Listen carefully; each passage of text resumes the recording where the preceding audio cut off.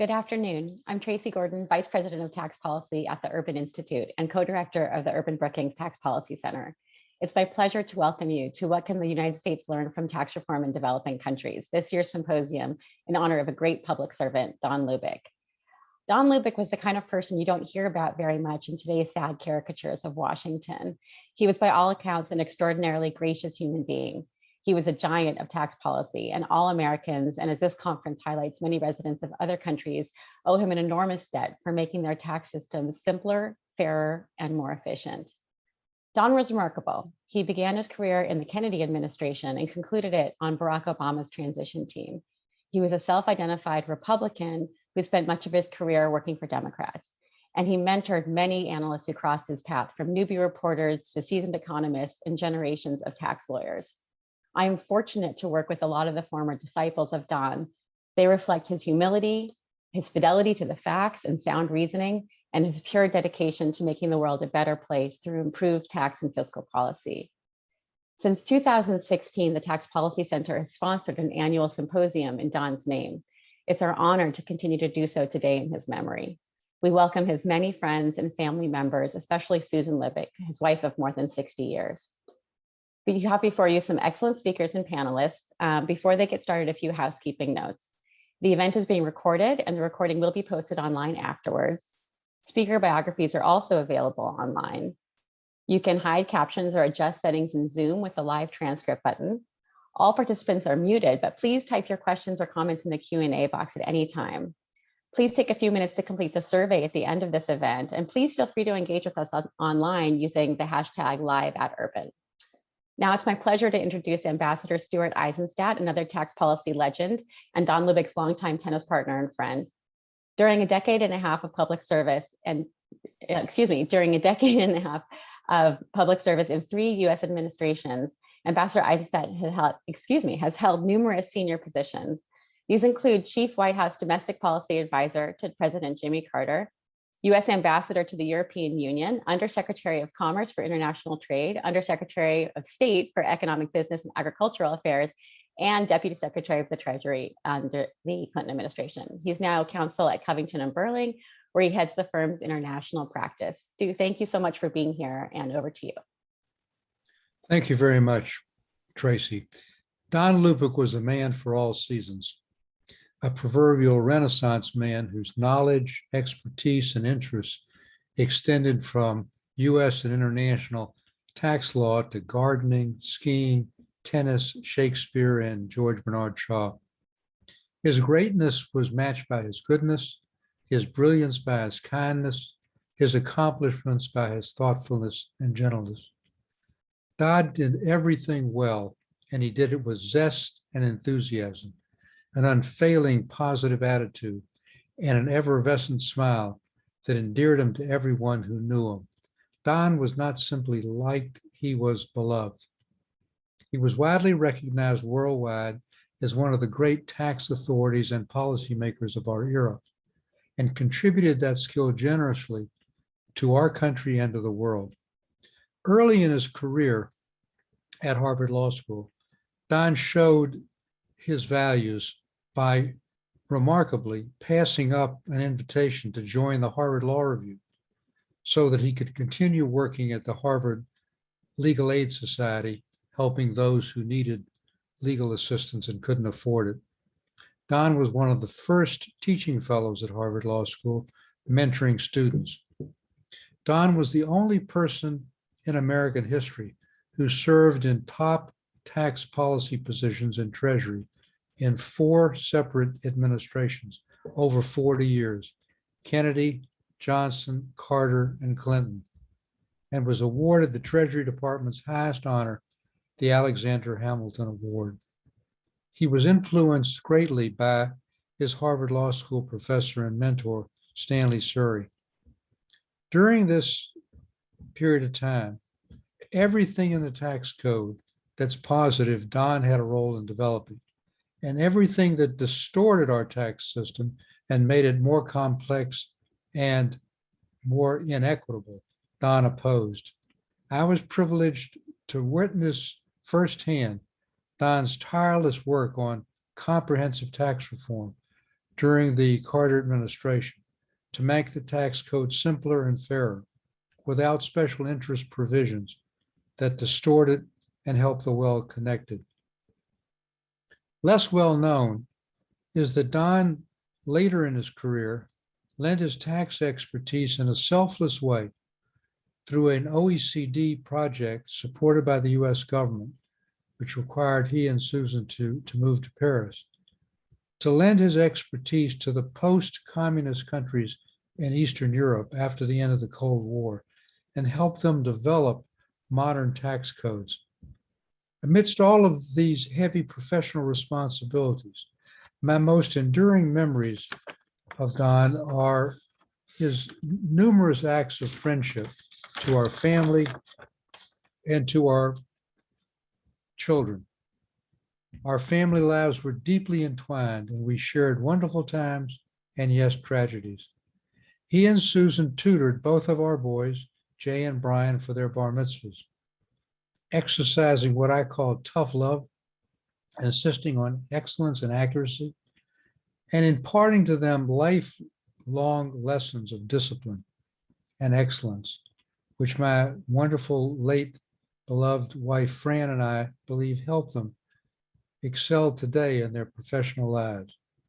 Don and Susan frequently invited us to their wonderful home on the shores of Lake Erie in Canada, where we admired Don's incredible vegetable garden, in which he took great pride, and by the way, which he continued to almost the last years of his life and the last days of his life in a smaller version in his home in Chevy Chase.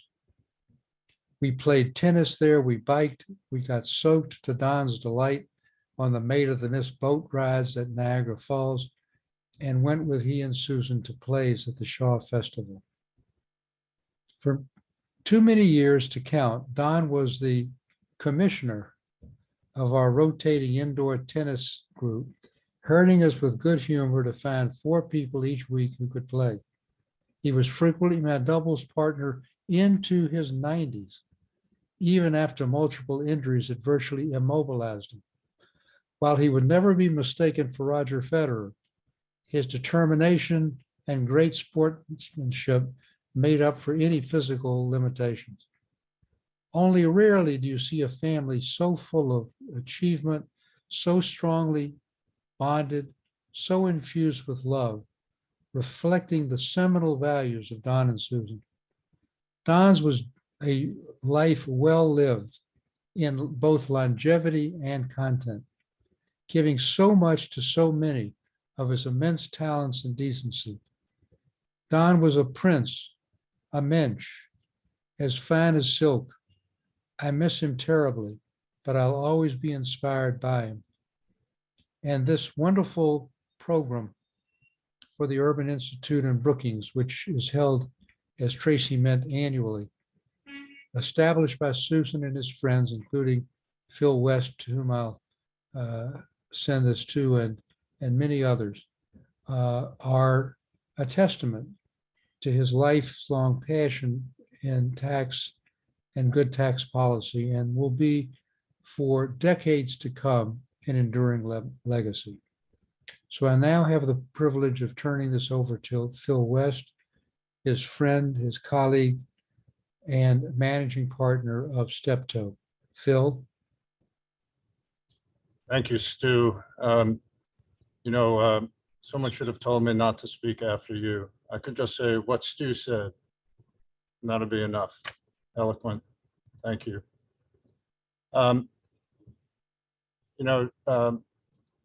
The topic of this symposium is what the United States can learn from tax reform in developing countries. Don did most of the work that Stu referred to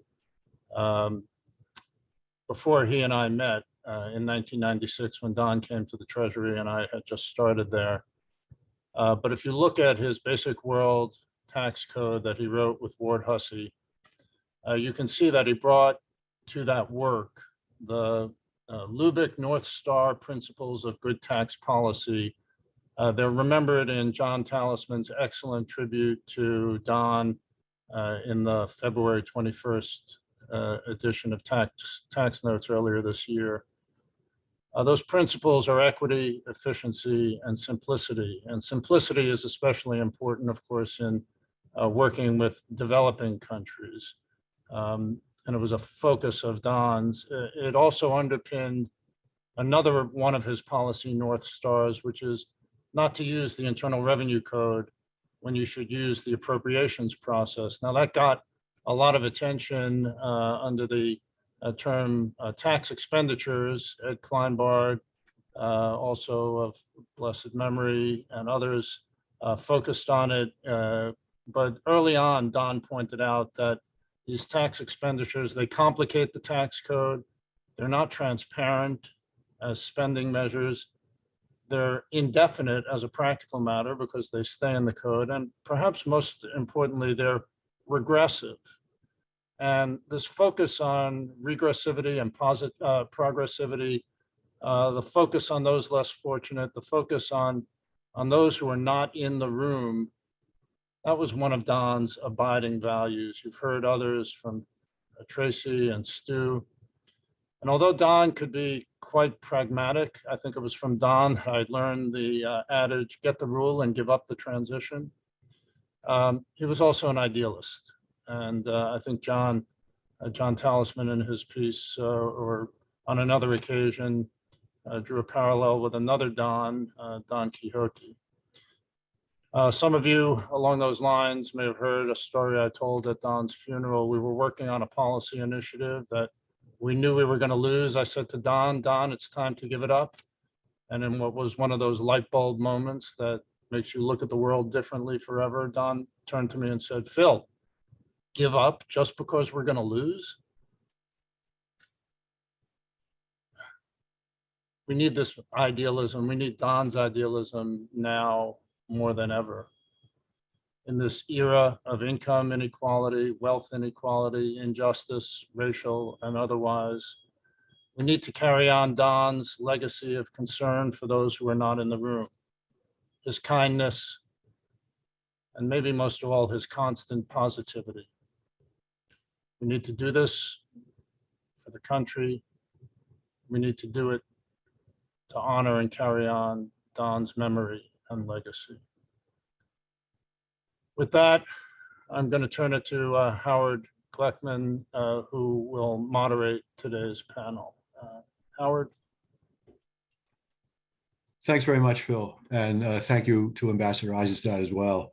I am Howard Gleckman, a senior fellow at the Tax Policy Center and editor of our blog, TaxBox. This is a very special panel in memory of Don Lubick. Nearly all tax policy people know the work Don did over 4 decades to improve the US tax system, as Phil mentioned. But they may be less familiar with what he did to help developing countries around the world build modern revenue systems. From the Dominican Republic to the newly free nations in Eastern Europe and Central Asia, Don provided generous expert advice. He and Ward Hussey literally wrote the book on tax reform, a book called Basic World Tax and Tax Code and Commentary.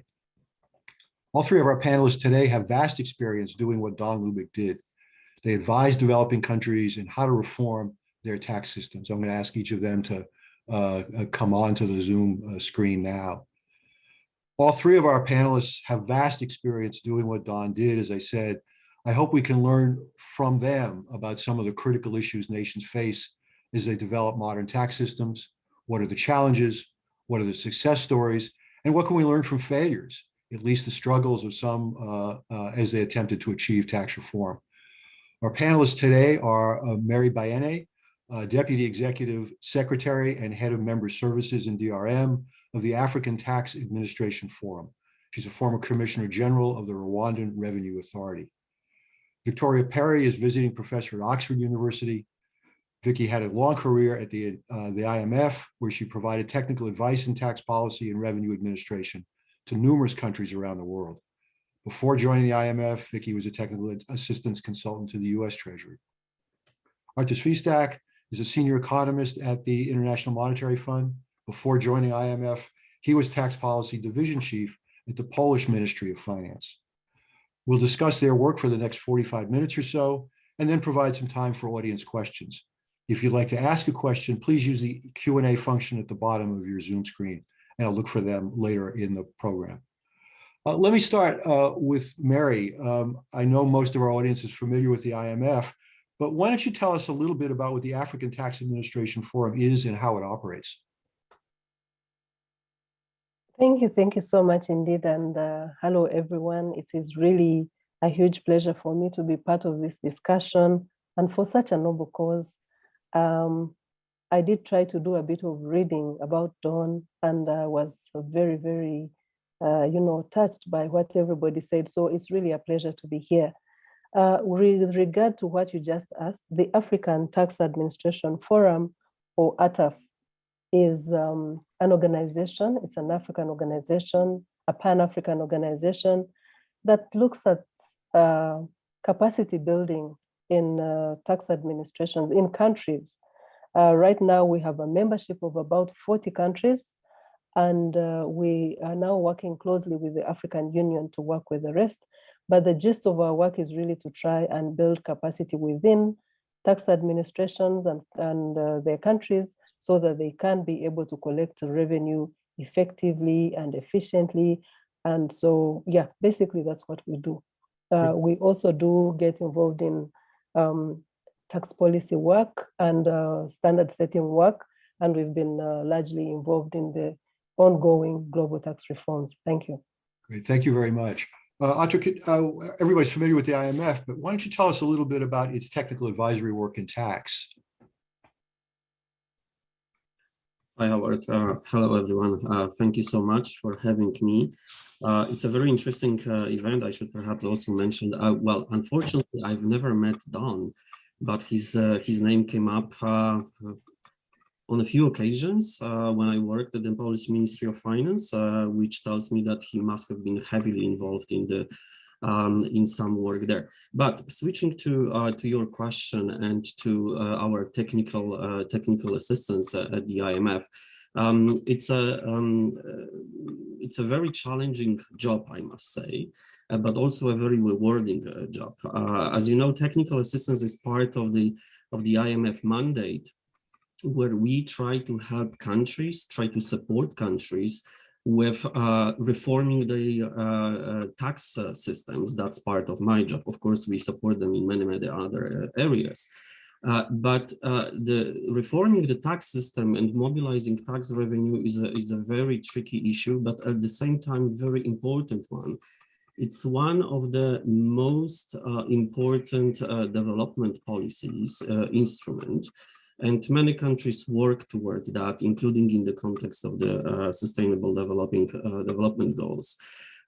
So, what we do, we try to provide policy advice, recommendations, but also capacity building. There is a lot of focus on capacity building, and also institutions building. So we spend a lot of time with our member countries, not only developing countries, but most of our work and focus and engagement would be with developing countries, trying to help them to achieve those objectives in improving revenue collections and mobilizing more revenue.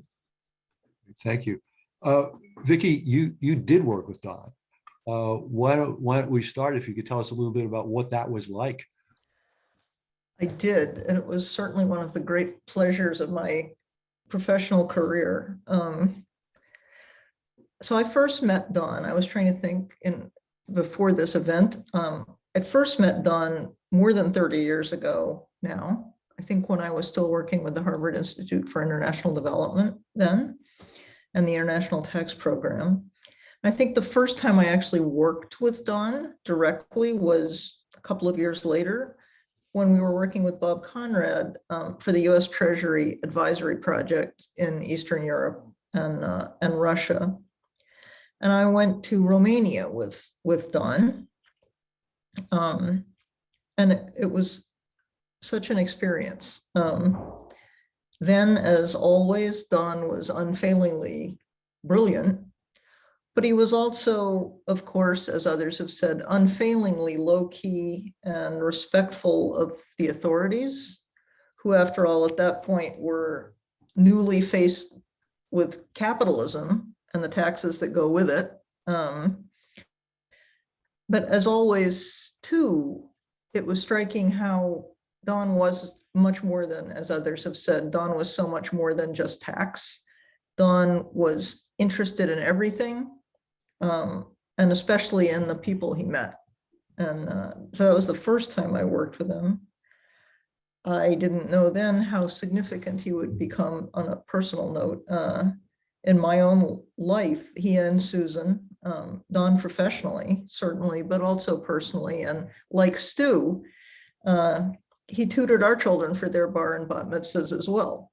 And he and Susan, and I think it is clear from talking to my children who are now in their 30s and late 20s that that's what turned the tide, not only on the success of their bar and bat mitzvahs, but also on their understanding and appreciation for the much broader context of Judaism and what it meant. Especially Don would be very focused on what it meant to care for the world and care for others. And I think that's certainly one of the very most striking things about Don. And that came out in many ways with Don, but it came out in his tax work, as others have said. So that's, I also find myself thinking lately, in the last month or two, that Don, I think Don would have been so distressed at what's happening now, after all of the hope and effort that went into sort of, not the tax laws necessarily of the countries involved, but the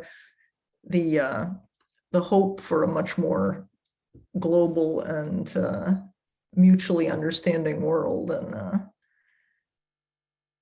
but Don would have, I think, been very understanding of life in this sense.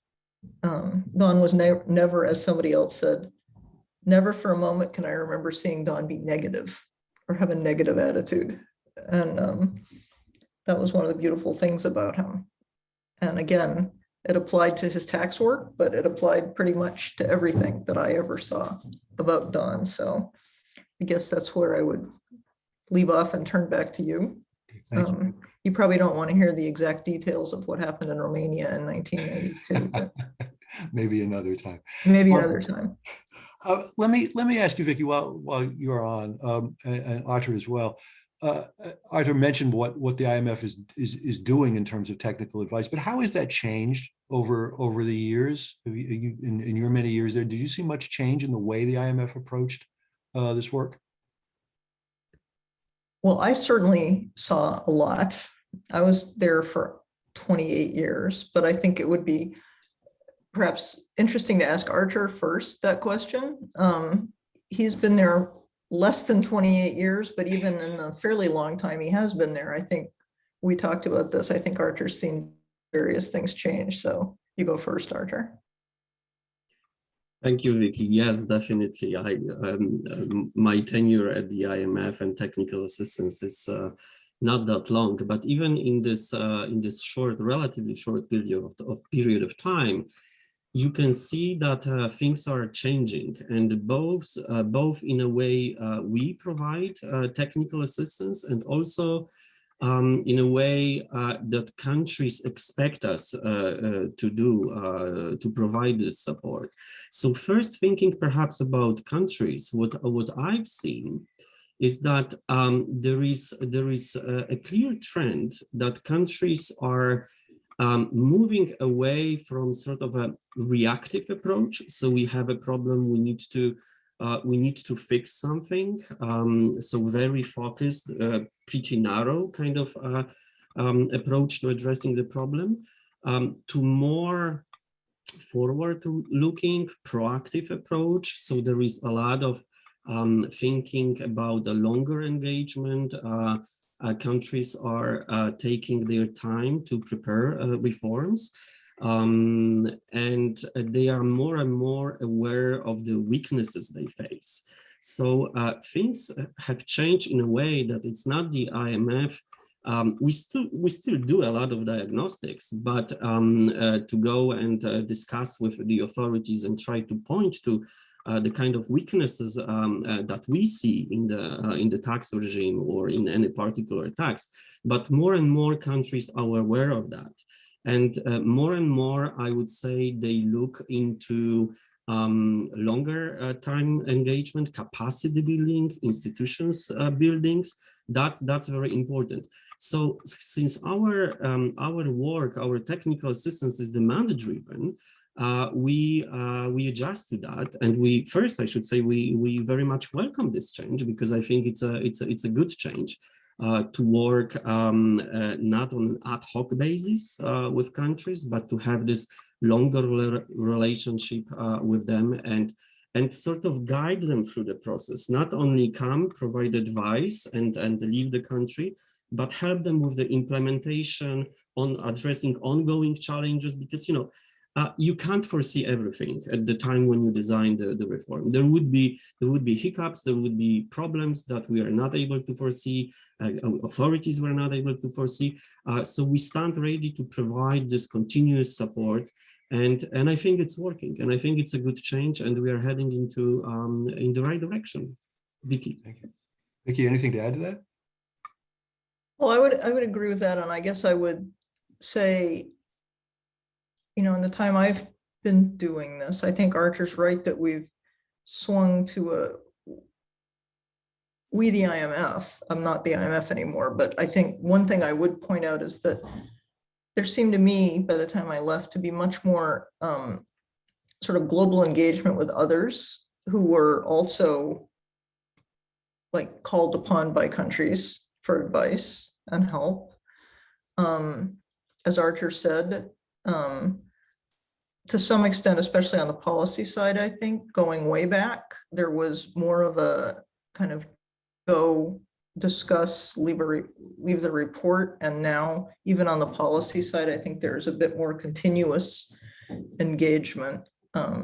Maybe more substantively, there certainly when I started doing this, and it was, with Harvard and then the Treasury before I even went to the IMF, the issues that the countries, even the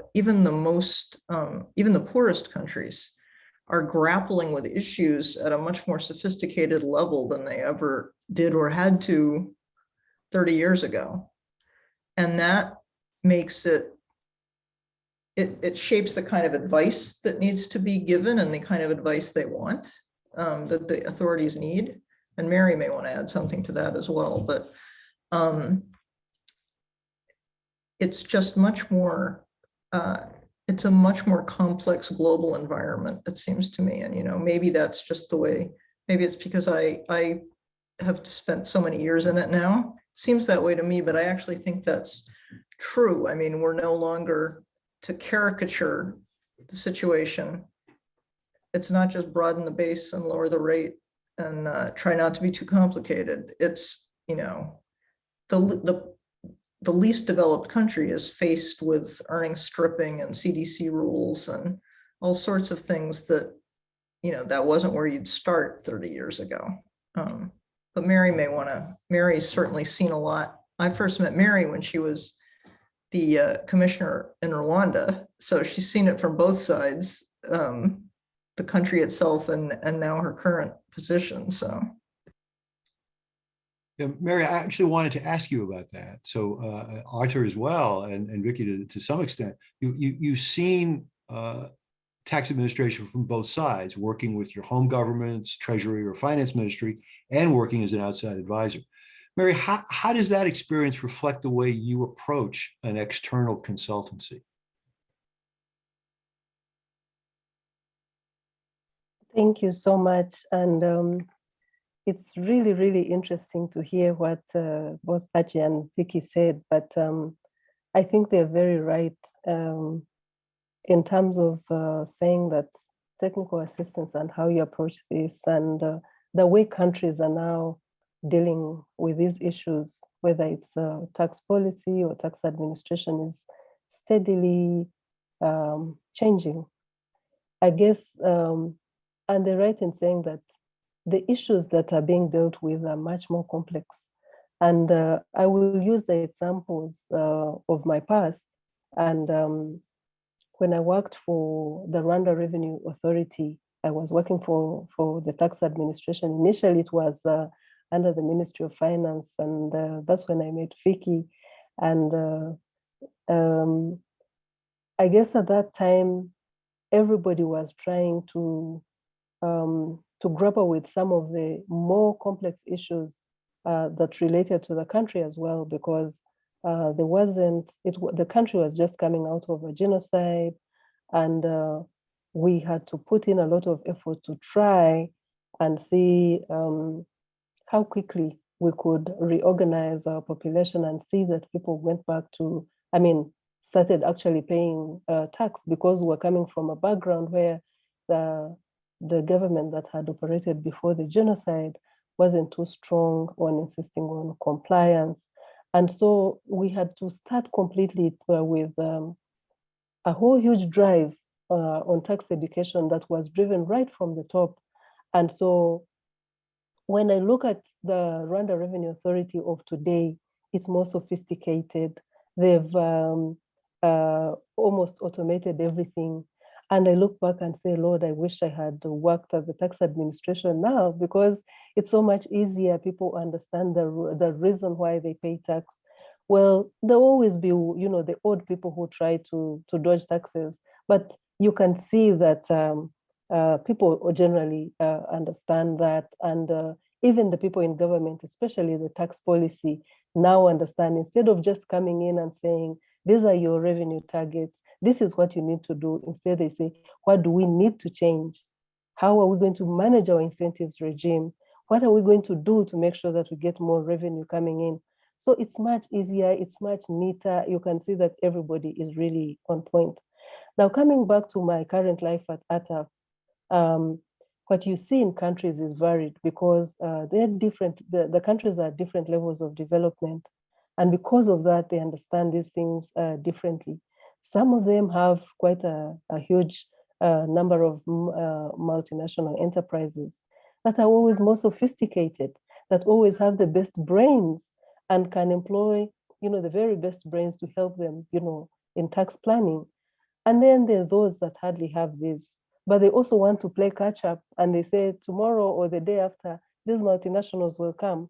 And so we want to be ready when they come. So it is a very exciting time, albeit quite complex, but it is clear that the tax debate is becoming more and more heated, but it is also clear that countries are ready to invest more and more in terms of tax policy, because the problem has always been in developing countries, and in Africa in particular, that there's hardly a nexus between tax policy and tax administration. Yeah, so that's what I would say. Thank you. Interesting. Arthur, this is explore this a little bit more. This is interesting that there was a time where I imagine you could develop a tax policy that worked internally in a country without thinking too much about the rest of the world. Now, things are so interrelated: multinational businesses, multinational organizations, capital flows. Just as an example, the OECD is currently trying to develop a corporate tax regime aimed at assuring multinational businesses pay a reasonable level of tax without being double taxed or without widespread tax avoidance. So in that environment, how do you kind of work with a country, particularly one that's developing and struggling to kind of develop an economy? How do you work with them to make sure that what you're helping them develop on is an internal tax system also fits well with this very complex international world?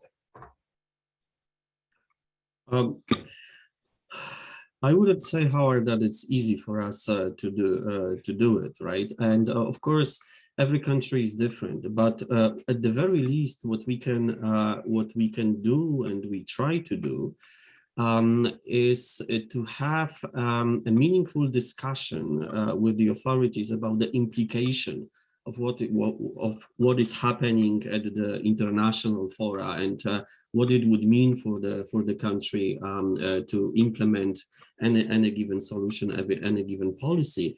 And it's our job to explain it and to measure, to quantify to the extent we can, what the implication would be. Another aspect of this kind of engagement is to bring international experiences from other countries, and this is what countries value a lot, especially if you can put it in the context of another similar country, developing country, because we need to be aware that the experience of an emerging economy or of advanced economy doesn't always fit, and countries are very often reluctant to rely on that. But that's pretty much our job, to discuss and try to adjust, because also it's almost impossible to replicate everything and to advise a country that they can implement everything without some adjustments. So we need to be very careful about that and try to build support for those kind of policies. And that's how I see it, and that's our main job. So in Eastern Europe, I suspect there are specific challenges because you've got a number of countries that hope to join the European Union. And how does, again, your development of internal tax policies affect those decisions? Oh, wow, that's a great topic in itself. I would say, it's been a while when I worked in Poland, and I think it would be very interesting to bring a little bit of Polish experience from the time when Don was involved in that. In helping us, Poland, and I think many other Eastern European countries to develop the tax system. It was a massive challenge, as you can imagine, right? Because back then, basically, there was no tax system at all. With everything that was state-owned, of course, there were some taxes, like payroll taxes or some turnover taxes, but not a tax system in a way we know it, a modern tax system. So it was a massive challenge, and it's really interesting when I was listening to Stu's account of Don's achievements, so on. It struck me that it's exactly a kind of person that could do the job and advise our countries.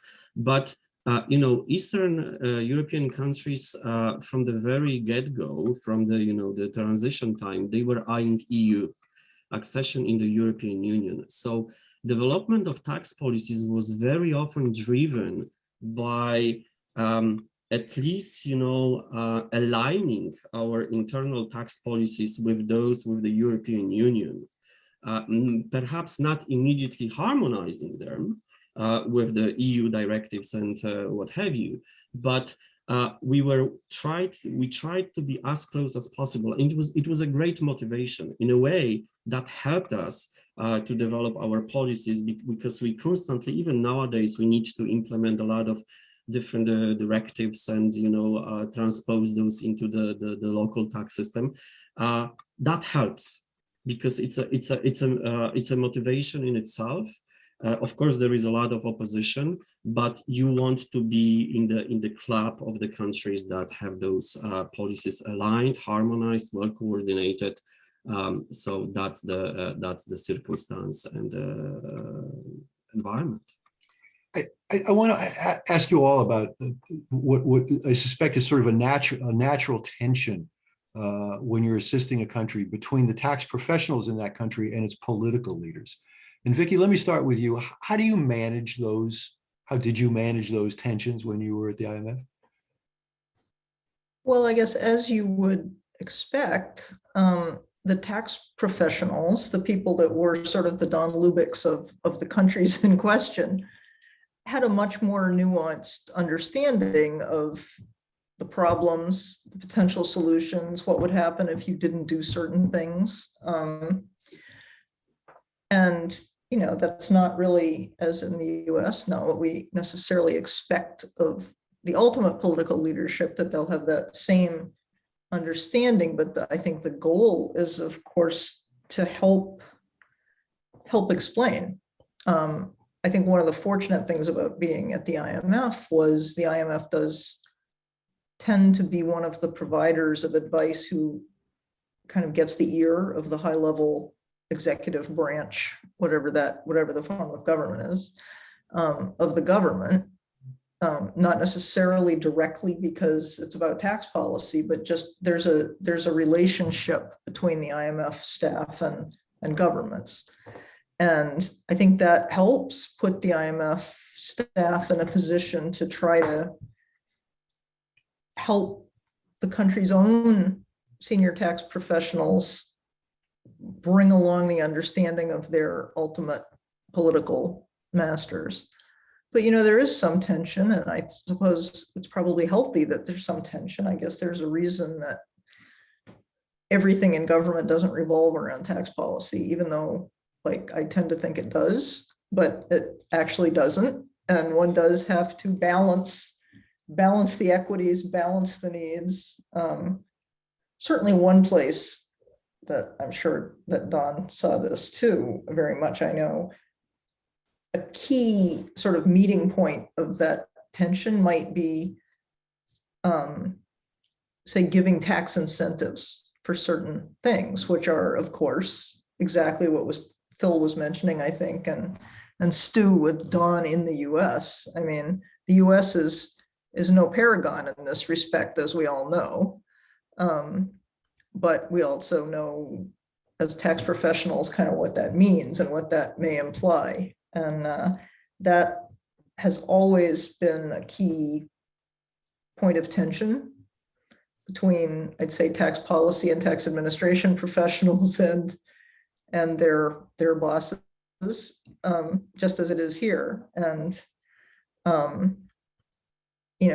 for my entire 30 plus years of giving technical assistance advice to countries at practically all levels of development, eventually, that dilemma has never been solved. Perhaps it never will be solved.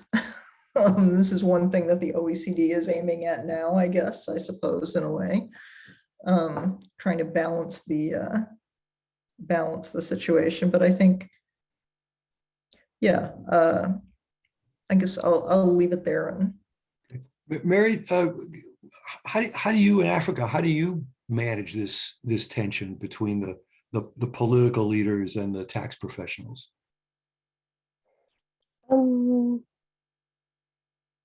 Well, on one hand, as I said, the tension is kind of reducing because, and especially now when we were having, for instance, a discussion during the COVID situation, the pandemic, and everybody was trying to see how do we try to manage the pandemic, how do we try to manage the recovery when the pandemic eventually comes to an end. You find that both the tax practitioners and the political heads, are slowly but surely coming together and trying to find solutions and to, and even when they were trying to look at incentives and trying to incentivize people who are bringing in, say, health-related stuff and food during the pandemic, it was clear that, the gap was reducing.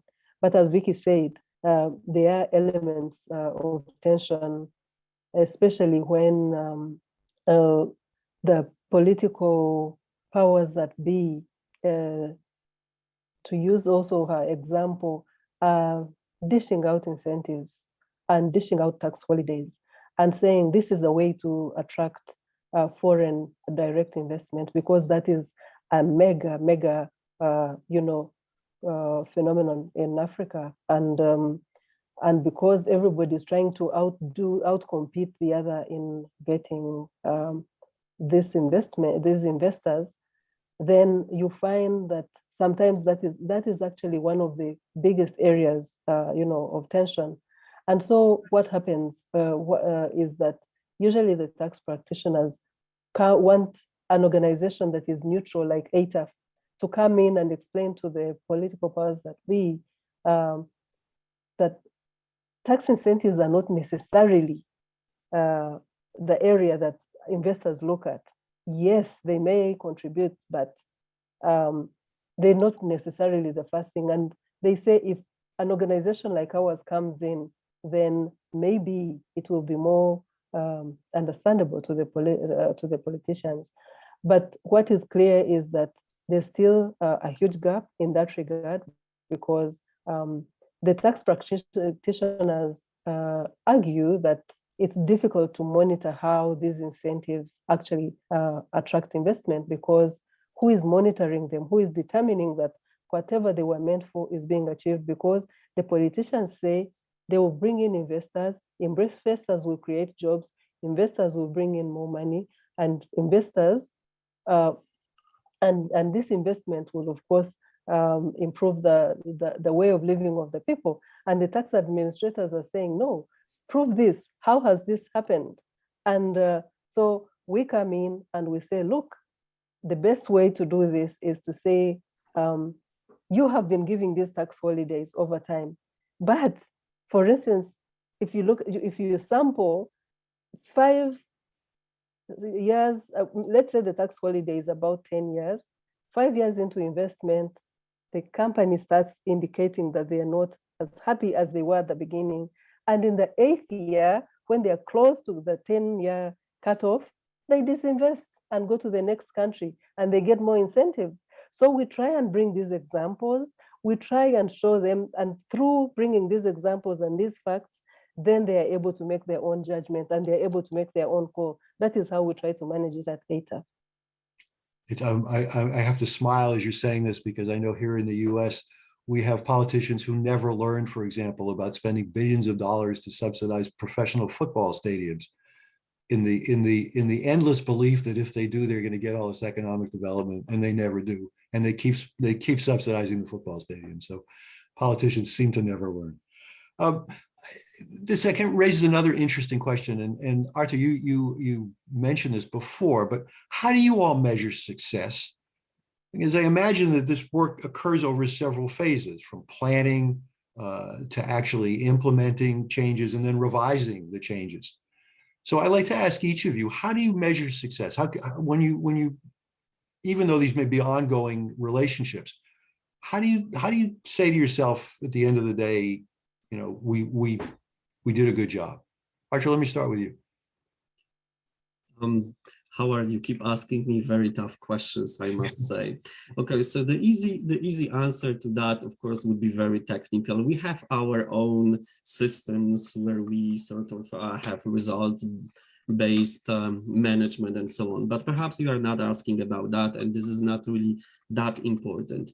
Of course, you have your own measure. Sometimes you have this feeling that you achieved something because you see progress. When you go in a year from now to a country or after 2 years or something, and you see that things have been changing or have changed, they adopted some reforms that you recommended, it's extremely rewarding. And you can already say, okay, it's a success. But very often, what we would measure, we would consider something as a success, especially in the context of program countries, because very often our advice, our support to countries is very much linked to the program, where there are structural benchmarks or prior actions or things like that. So of course, when countries can deliver, they can deliver timely. That's clearly an achievement. That's a success. But I would say I sort of favor the second approach. When you, as a trusted advisor, you go back to a country and you see those changes, progress. That's a measure of success. And there is a lot of frustration. Don't get me wrong. Very often you spend a lot of time and nothing happens. But those incremental changes, increasing capacity, that's very rewarding, and I see it as a success. Mary, how do you measure success? I think my answer is very similar to Ashi's, but the way we measure success is when you go into a country and look at their legislation, because that is always the point of departure, isn't it?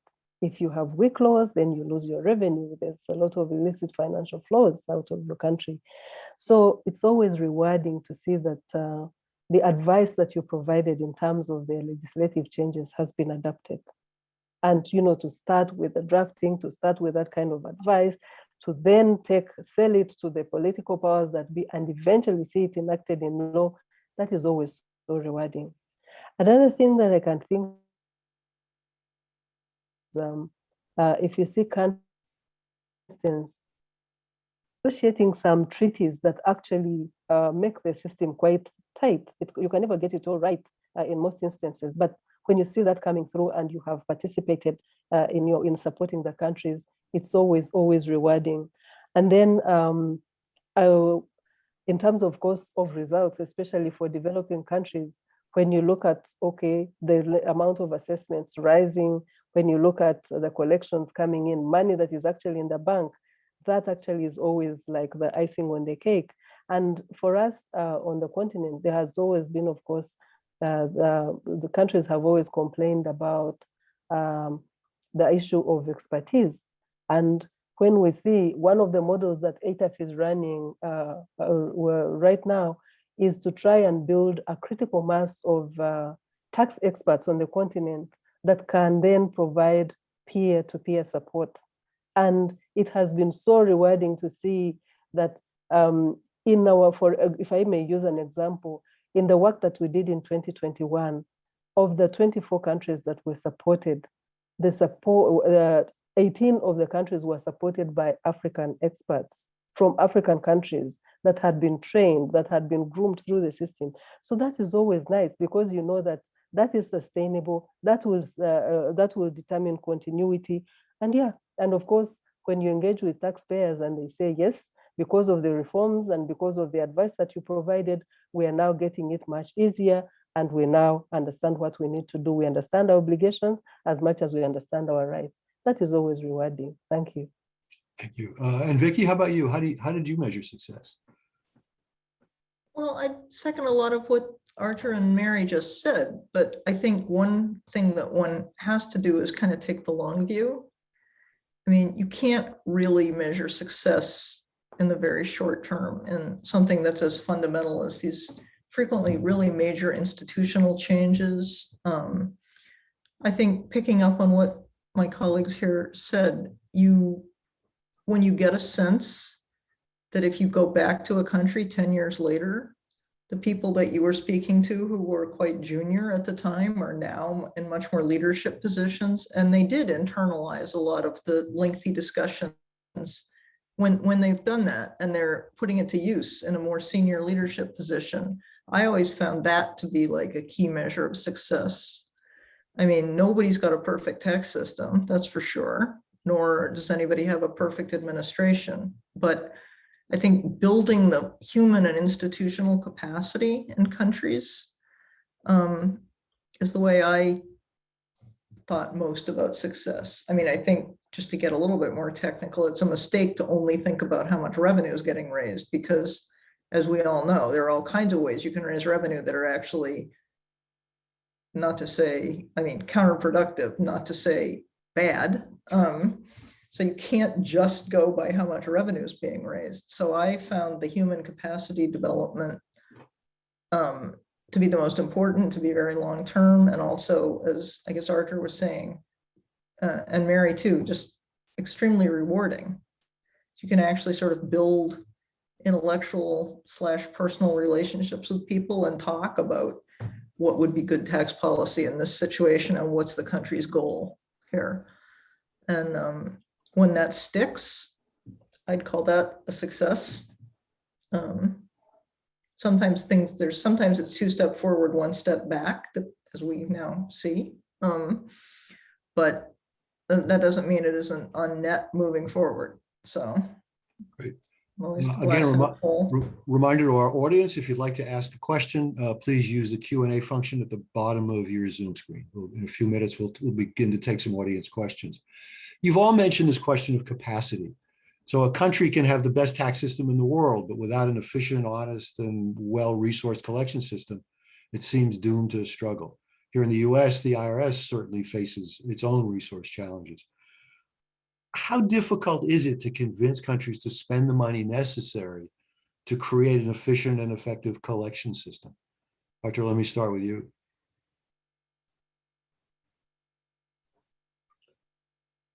I don't think, Howard, that this is that difficult to convince them. Many governments and many people we meet, they understand that. It's more the all sorts of constraints they are facing to actually make that happen. And it's obviously the funding that is needed for that, and whether they have the skills, local skills to pull that together. So definitely, this is more of a challenge. In my work, I don't deal that much with tax administration and how to modernize them. But we always keep an eye on that, because you would agree that the kind of a tax administration you have in the country, that very much defines what kind of tax policies you can put in place, right? If the tax administration is more sophisticated, then your tax policies may be more sophisticated. And so there is this link between the two. So we always argue in favor of investing a lot in tax administration. And we very much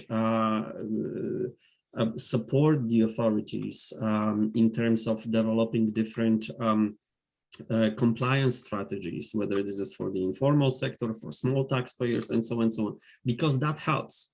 It simply helps us to design better tax policies once we know that the capacity is there. So again, it's not that difficult to convince them, but it's a question how to do it. And here, I think I should add that once the decision is made and the process has started, we spend a lot of resources. We work with tax administration, and we try to build this capacity. It may be, things as simple as revenue forecasting, revenue monitoring analysis. We spend a lot of time trying to work around VAT refunds, because it's a major challenge for many developing countries. So, so that they know how much cash they need to have on hand to be able to pay those refunds. For example, it's just an example. Quite recently, we have an increasing engagement with ministries of finance, but also tax administrations on tax expenditures. My colleagues have already mentioned that it's a very important thing to do. Whether it's you start from the transparency increasing point of view or accountability, but it's also a very important instrument for tax policy development. So we invest, we work with tax administrators, we try to build this capacity in costing, identifying those tax expenditures. So I think just a very simple answer to this question, it is important, and we try to spend as much time and resources as possible to make that happen. Maybe you could stop here in the United States and help us, because we seem to be struggling with this a little bit. Mary, what about the countries that you advise? Do you find that they are sufficiently funding the collections and data collection process so that they do have the capacity to operate an efficient tax system? Yes, I think the majority of the countries are now getting there, because they realize that for tax administrations to be able to collect this revenue, then they have to invest heavily in them in terms of getting the capacity, because as I said, they are competing with businesses that can afford the best brains in the market to come and help them. So the governments have also realized that if they need to invest heavily, and you find that they're adopting the revenue authority model, where everybody who's collecting tax comes under one umbrella, and they all work together and complement each other. And in most of these countries, they are even better paid, and they attract, and because of that, they are able to attract like the best people out there. So it's always, it's clear that countries are now very open to this capacity building. And you find that they actually now seek us out and say, look, these are some of the pain points that we have in terms of delivering on our mandate. We need support in the different areas. And they sometimes talk about the harder to tax sectors for Africa, which are areas like extractives, like the financial sector, like the telecoms. But there are others also who ask for basic training. For instance, one of the courses that we learn as part of our capacity building work is a blended tax audit course, where we train auditors right from the basics up to advanced levels, because there's such a huge turnover in the tax administrations. But the countries are ready to invest in these courses, and they actually call upon us to come and do that. So you find that the countries really invest in this. I would say that the countries have now realized that it's a key function, and they invest heavily in that. Less so actually in the people who are designing the tax policy, because for instance, if you look at the discussions, the global tax reforms that are being led by the OECD, you'd find that in some of the discussions, the tax administrations were at a slightly higher level than people who were in ministries of finance and expected to be the ones to provide guidance in terms of the policy.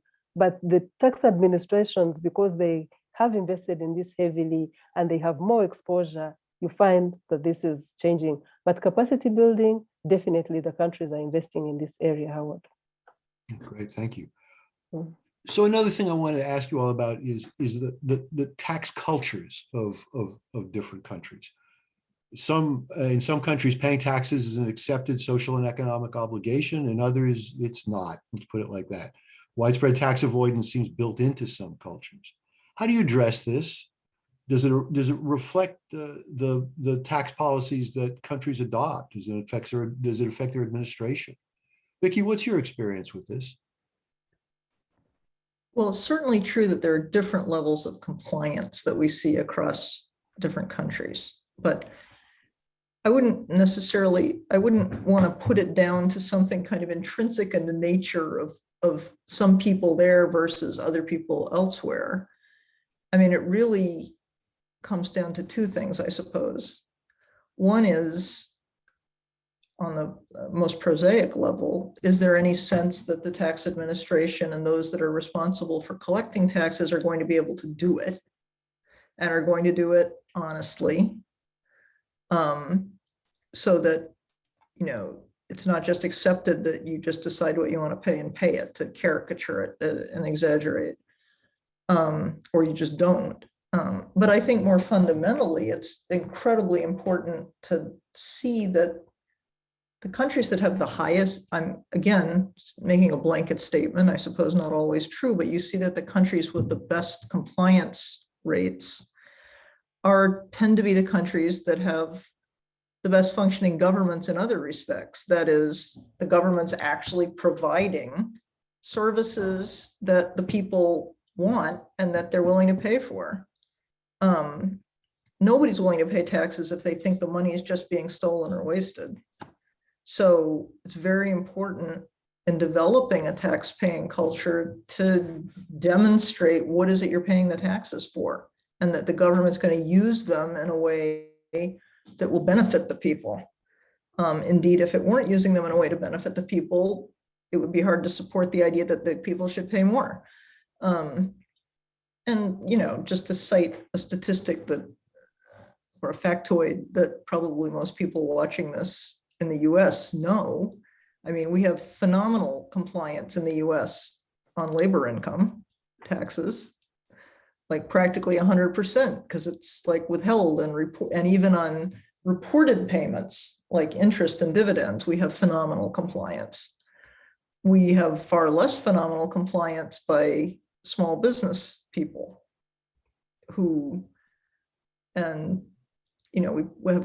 may have fairly low effective tax rates among the most complex multinationals, but that's not illegal, but it just reflects the complexity of the tax system and the planning that goes into it. So it really does depend upon the way that one can enforce the system. And it also depends on, of course, what the laws are. But again, I would say, I guess, developing a compliance culture depends on developing a culture of trust in one's government. That's what it really boils down to, I think. It's Yeah. not that some countries are intrinsically bad and others are intrinsically good. I mean, it takes a while to produce this, though, quite a while.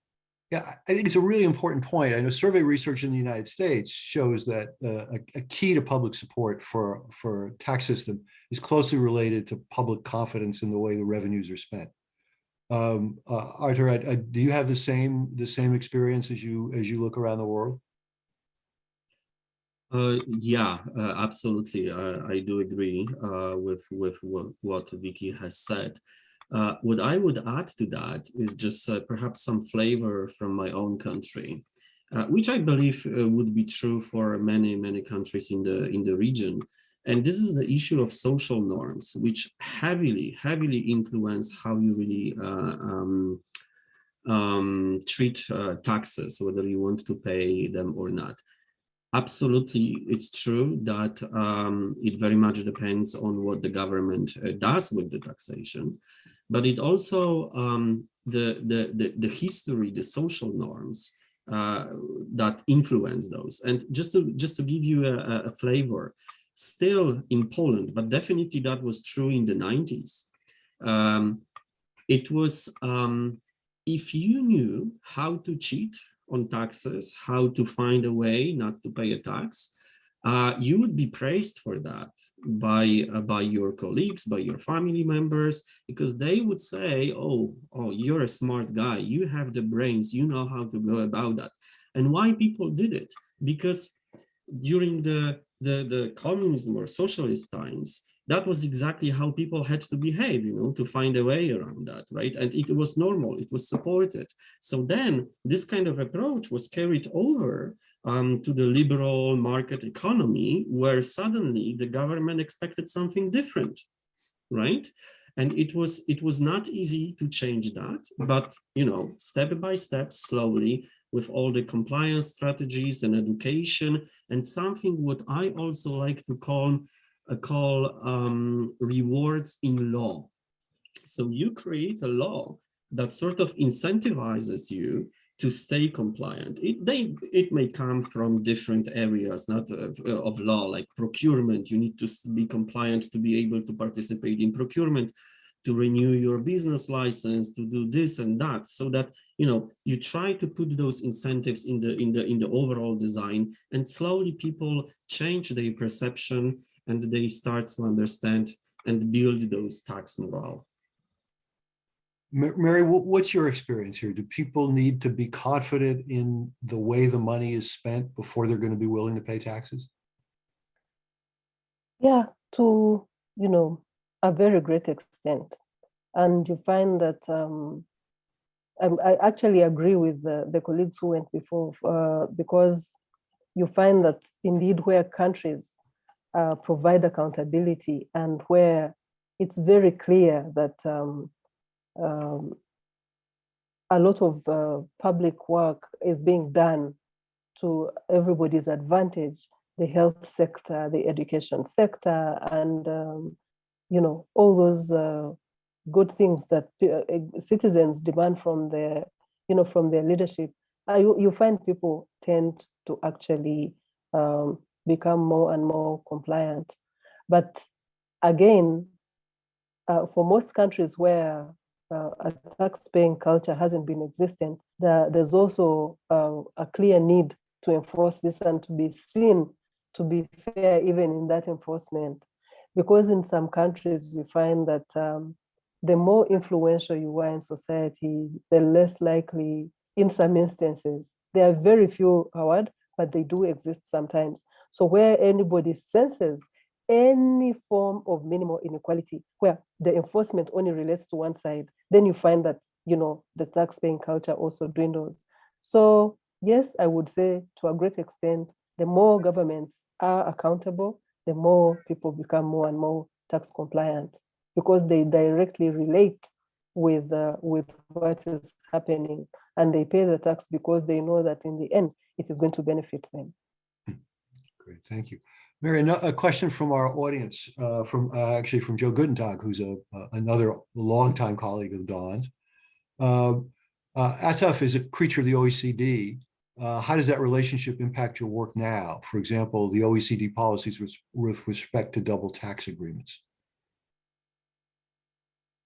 Thank you so much, Howard. And I want to thank Joe for the question, but I want to start by saying and stating categorically that ATAF is not a creature of the OECD. ATAF is an independent organization that builds capacity within, that basically started 12 years ago to try and help countries to beef up their revenue collection, to build their capacity, to help them understand what needed to be done and handhold them to a level where they're able to, to collect taxes, whether it's tax policy or tax administration. More of the tax administration now getting to tax policy.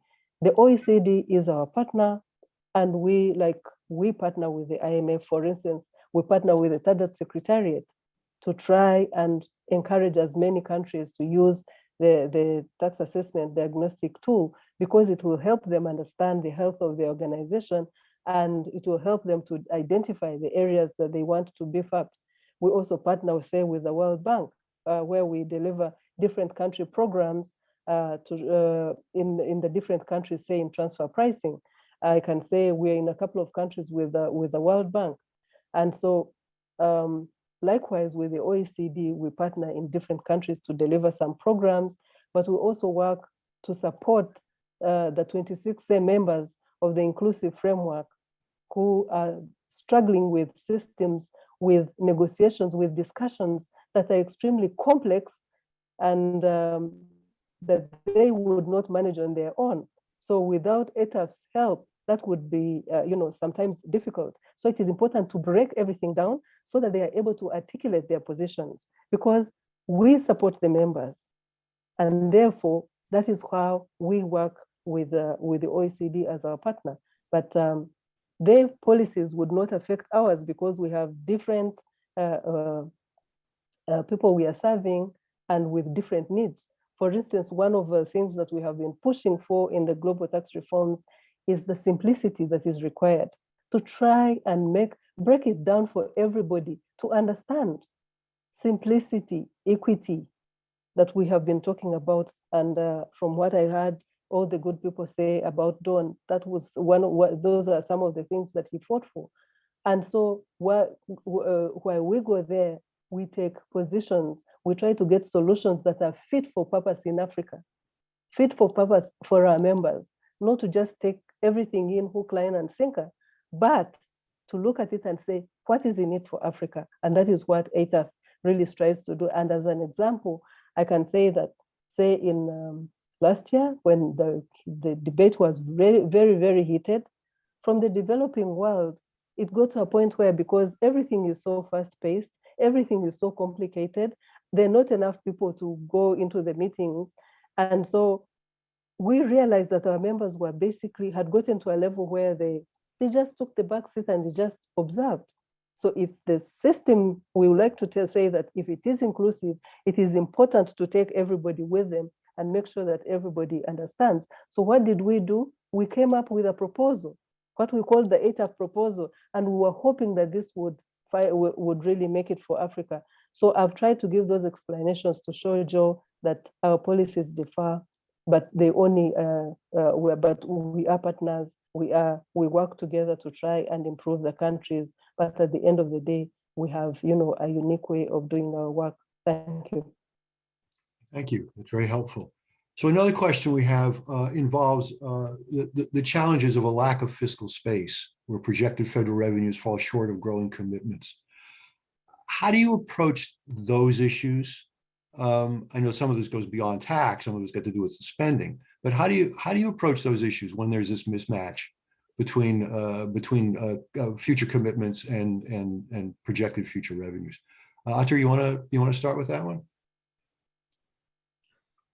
Sure, Howard. It's a very complex question, and at first I should say that we in tax policy We are not directly involved in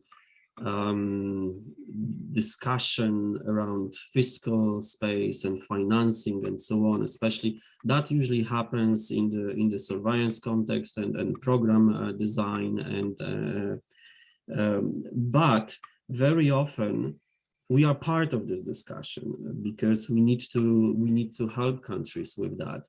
And our what we can do is to try and strengthen the tax system with a view to mobilize more revenue, right?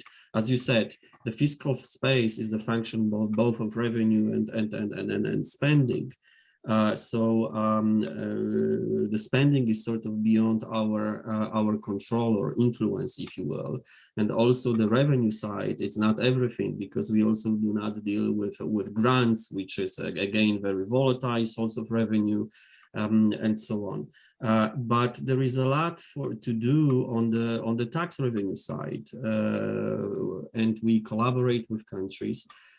Trying to increase the revenue collections, because perhaps it's not a surprise in many developing countries, especially in sub-Saharan Africa, the revenue collection tax to GDP ratio is very low. It's below the target of the SDG goals.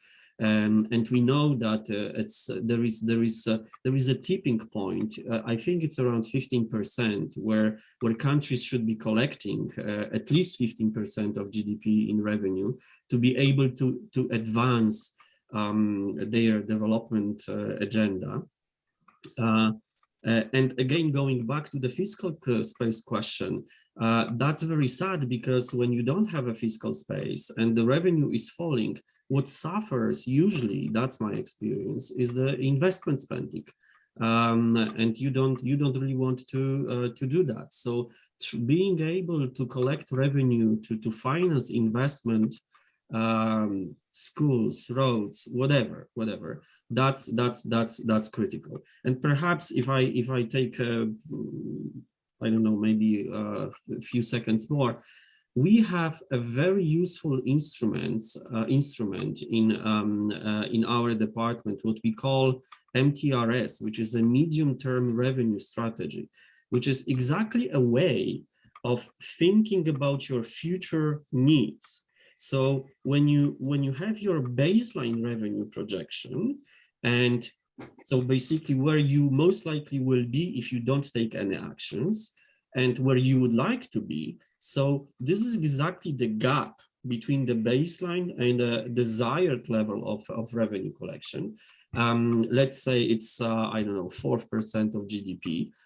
So this is a kind of engagement with the IMF or the World Bank, for that matter, where we can work with countries and design policies to get them there, to help them achieve this goal, right? Of course, it takes several years. It definitely does not happen overnight, but it's a very nice way of thinking about your future revenue collections, where you want to be, and how you want to build your fiscal space. Perhaps I don't have time to talk about the details of this kind of engagement, but more and more countries are interested in that. Many have already completed MTRS. Many are in the discussion with the IMF or the World Bank about the future MTRS. And I think it's a way to go to some extent. Over to you. Mary, what's your experience there? Obviously, a number of countries in Africa are challenged by this mismatch and this lack of fiscal space. How do you approach it? Well,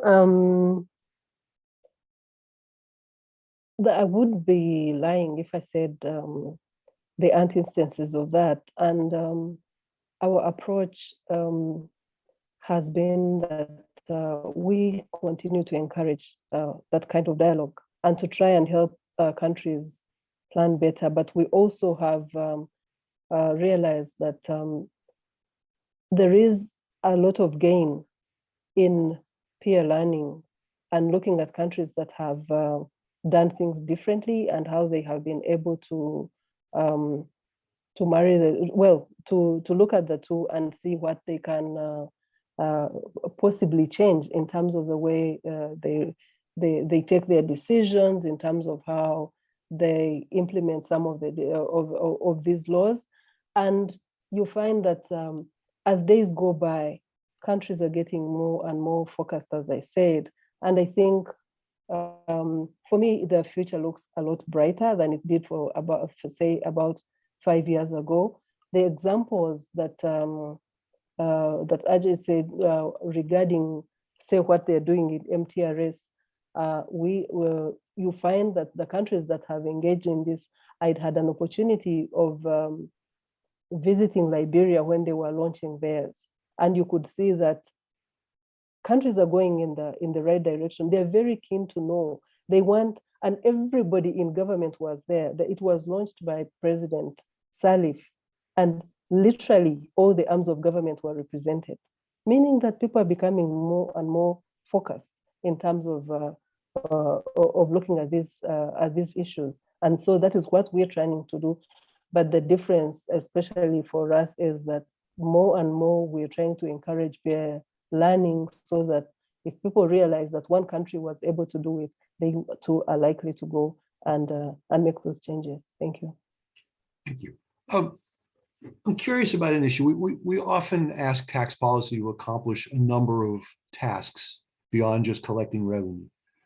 One of the issues that's obviously great focus of attention in recent years has been a carbon tax. Where does that fit in the work that you all do? Is that something that you think about, or do you say that's a separate issue? We're really in the business of improving tax policy and tax administration. We leave questions of climate change to others. Vicki, let me start with you. How do you all think about that as you do that work, as you do your work? Well, I think the taxation of carbon at its broadest level, I mean, it already exists to some extent in the context of fuel excises and petroleum excises, for example, which is certainly something that tax advisors everywhere work with countries on, something that countries already have and are very cognizant of. In terms of the broader discussion of carbon taxation that is now kind of underway in the world, I'm not there anymore, but certainly the IMF is very heavily involved in carbon, in the whole issue of carbon pricing, especially through carbon taxes. There are many things that one could do with the revenue that carbon taxes would raise. And of course, that's one of the big questions, I suppose.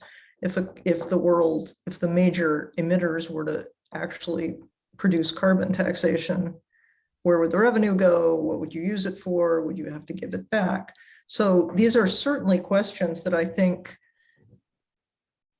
are very, very much part of the tax policy discussion at this point in the world. And you can see it in Europe. It's probably more of an issue in the advanced countries right now than it is in the very developing countries, but it's certainly a huge issue in some of the big emerging economies, what we would call emerging economies, India, China, the BRICS. So I would not say at all that that was outside the scope of what we think of as tax policy. I mean, over the years, tax policies changed many times, I suppose. I mean, I think, for example, of the VAT, nobody had a VAT before the late 60s, and very few people had VATs before the late 70s, I suppose, certainly not outside Europe.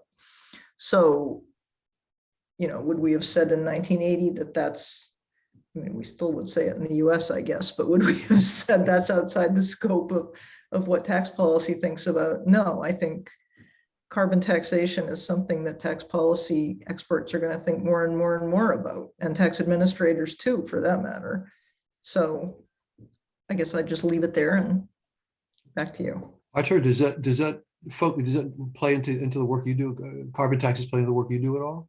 Well, absolutely. I mean, Vicky provided the overview. Definitely, it's part of our work. And just to give you a proof of that, if you look at the recent fiscal monitor, part of the discussion, one of the chapters is very much about the carbon tax and the issue of coordination, because this is a challenge, right? If you really think about carbon taxes. And we do a lot of work, research and analytics, developing different tools that countries can use if they are interested in that. But Vicky is absolutely right. It's more with advanced economies and emerging markets, not so much with developing countries. But I think it will change as exactly as it's changed with other taxes. I mean, some things come in waves. You know, there was a time when we spent a lot of time working on the VAT. Then we have, you know, there was a very big interest in natural resources, of course, correlated with the 2010, 2011 spike in prices. Perhaps it's going to be repeated right now. Gender issues, it's another topic that is features very high in our agenda, and it's coming up, and I think there will be more and more interest in that.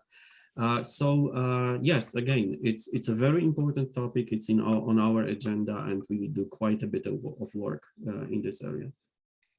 And Mary, Audrey and Vicky have talked about the importance of this to the big emitting countries. What about to developing countries, such as the ones you work with?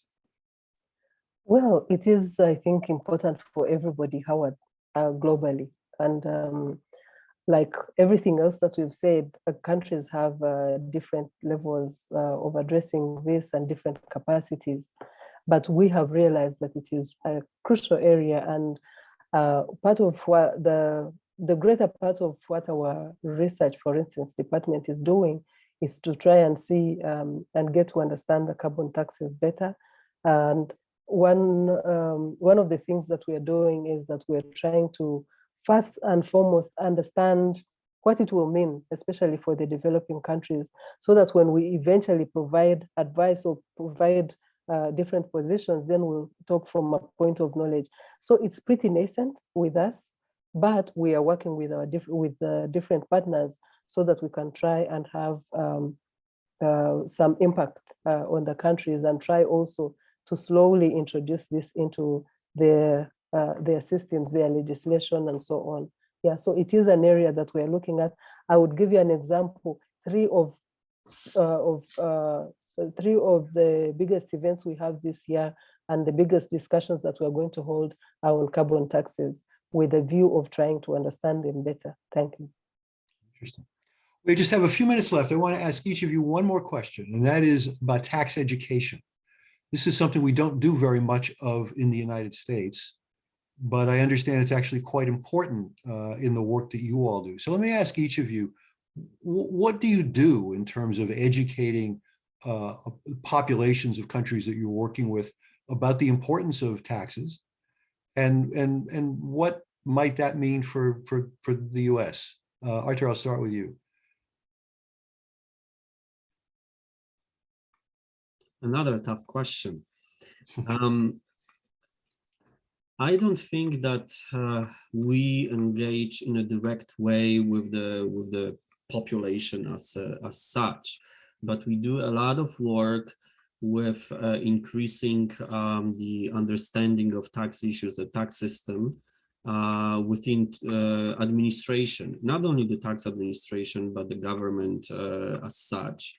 We try to engage with various stakeholders during the reform implementation.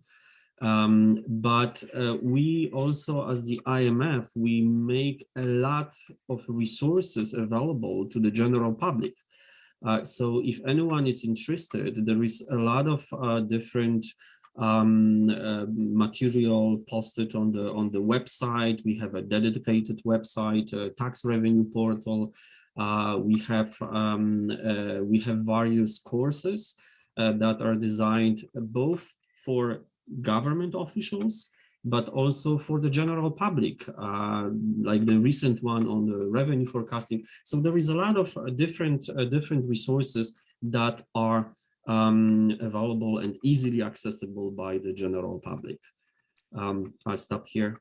Okay, thank you. Mary, how important is tax education to the countries that you're helping? Oh, Howard, tax education is really critical in the countries that we are helping, because as they try to grow their tax base, as they try to get everybody involved in the development of their countries, the different countries have come up with very elaborate programs. And these programs actually involve everybody in their society, right from their politicians. And we find that tax administrations are performing better where everybody, especially they have the political muscle right behind what they are doing. And so you find that everybody is involved. If the president is speaking, they make sure that they try and explain to the population what taxes will do for them, right to the legislative arm, and right down to where actually tax is now part of the curriculum, right from primary school level up to, as you advance, you get more and more introduced to what tax will do for you. So tax education is really, really high on Africa's agenda.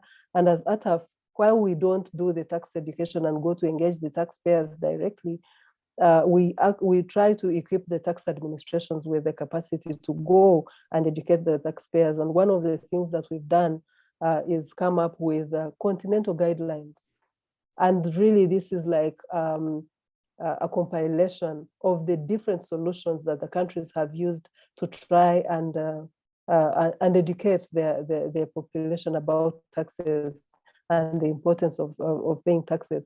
And you'll find some of them are so creative. They've even created, for instance, what they call tax friends clubs in schools. And so you find people actually having debate on tax right from a young age. Yeah, so it is heavy on the continent. Thank you. Thank you. Vicki, we were about out of time, but you give you the last word here. What lesson can the US learn from what Mary just said? I would just sum up by saying what our parents would have said, and I'm pretty old, so civics education and tax is part of civics education. You can't start teaching people to read when they get their first job. It's amazing how uneconomically literate, including what taxes are for and how much they are and what we pay them on, the average high school kid is. And I think I guess my lesson would be you can't start too early, and the US should do more of it. Okay, that's a good summary. Well, this has been a fascinating conversation. Mary Bayene, Vicki Perry, and Arthur Swistak, thank you all for taking the time doing this in memory of Don Lubick and teaching us a little bit about what you all do and tax reform around the world. So thank you all so much. Thank you. Thank you. Thank you. Thank you.